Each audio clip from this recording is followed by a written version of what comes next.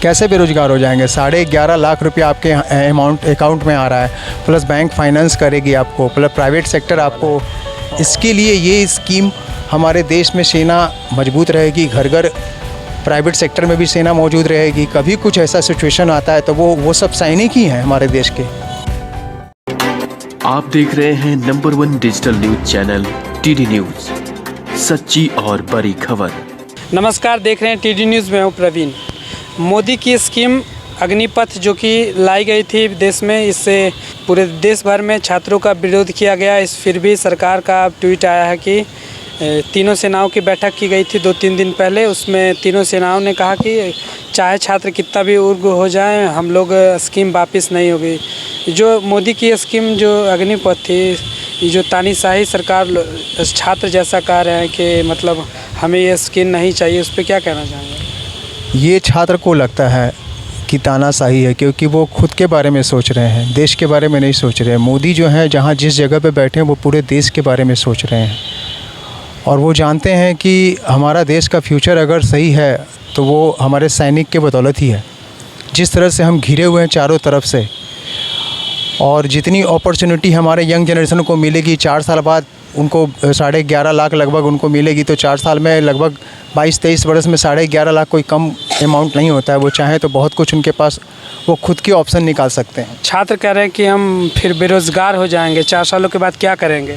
कैसे बेरोजगार हो जाएंगे? 11.5 लाख रुपया आपके अकाउंट में आ रहा है, प्लस बैंक फाइनेंस करेगी आपको, प्लस प्राइवेट सेक्टर आपको ऑलरेडी 25% आपको सेना ही आपको भर्ती कर रही है।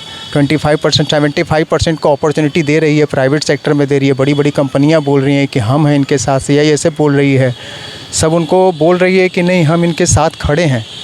तो आगे आने वाले 4 साल में फिर लाखों लोगों को अपॉर्चुनिटी मिलती है, तो इससे क्या होगा? हमारा देश का गरीबी कम होगा।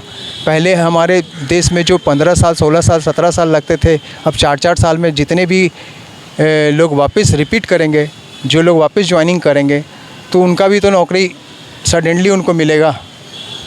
छात्र ये जो इतना जला दिए संपत्ति, ये उनकी संपत्ति नहीं थी? नहीं, उनकी संपत्ति थी। देखिए, वो समझ नहीं पाए, थोड़ा वो संयम खो दिए। अगर वो समझते बैठ के कि नहीं, मोदी जी जो सोच रहे हैं वो देश के लिए सोच रहे हैं, वो किसी एक पर्सन के लिए नहीं सोच रहे, वो अपने खुद के लिए नहीं सोच रहे, ना किसी स्टेट के लिए सोच रहे, ना वो गुजरात के लिए सोच रहे, ना ही वो बिहार के लिए सोच रहे। वो सोच रहे, वो वहाँ बैठे हैं उस गद्दी पे, हम तो उस गद्दी पे बैठे नहीं हैं।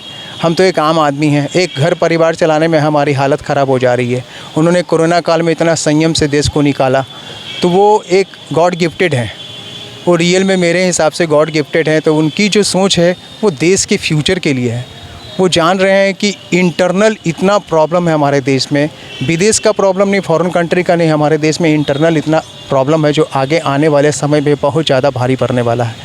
इसके लिए ये स्कीम हमारे देश में सेना मजबूत रहेगी, घर घर प्राइवेट सेक्टर में भी सेना मौजूद रहेगी। कभी कुछ ऐसा सिचुएशन आता है तो वो सब सैनिक ही हैं हमारे देश के।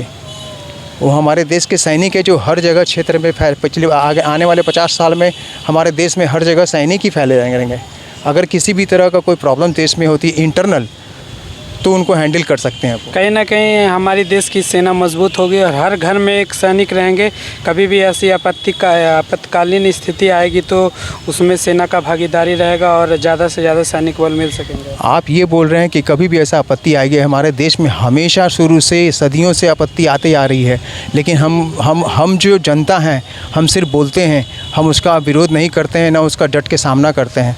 तो डट के सामना करने वाला मोदी जी की थिंकिंग में ये है कि कोई बंदा है तो हमारा सैनिक है। तो सैनिक अगर हर 4 साल में चेंज होता है, वो यंग है, तो वो आगे आने वाले 10-15 साल तक वो सैनिक ही रहेगा। वो उसके खून में सेना का ही खून दौड़ेगा, वो देश के लिए ही दौड़ेगा। तो जहाँ भी रहेगा देश मजबूत होगा। उनकी सोच इतनी नीट एंड क्लीन है एज ए फ्यूचर कि आने वाले, उन्होंने बहुत पहले ही बोला था कि मैं आगे 50 साल का सोच के काम कर रहा हूँ।